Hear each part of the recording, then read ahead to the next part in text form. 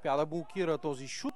Сега отново опитват нещо опасно футболистите в зелено и тук шут. Това бе първа опасност пред рамката на Ники Кръстев. Центриране и тук нова възможност, пропиляват.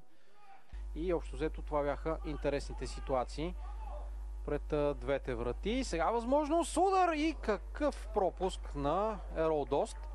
Хубава комбинация обаче. В 28-та минута Славия пропилява.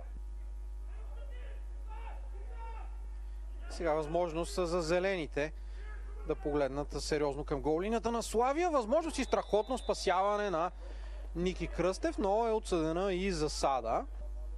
Данило Ежеков, който се озова на чиста позиция пред Ники Кръстев, който пък обаче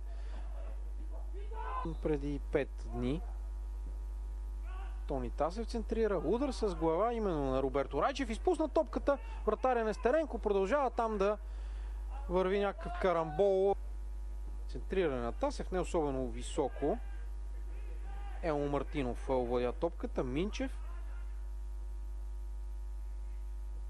Удар сега към руската врата, но нищо опасно. И взе място в полузащитата на Славия. Роберто Райчев запази позицията си на върха на атаката. Зад него за момента е разположен Владо Николов. Сега технични действия от страна на руските футболисти. Каква възможност! Кубан можеше да открие резултата. Левин, Тарик Левин, футболист с номер 17, изстреля в лабиринта тук на игрището в Сиде и да не достигат до попадение. Няма и много голови ситуации. Удар сега.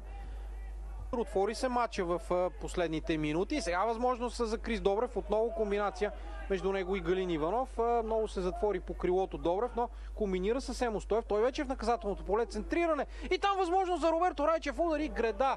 Каква възможност по моя часовник. Хубава акция, но Роби Райчев имаше мал шанса да нацели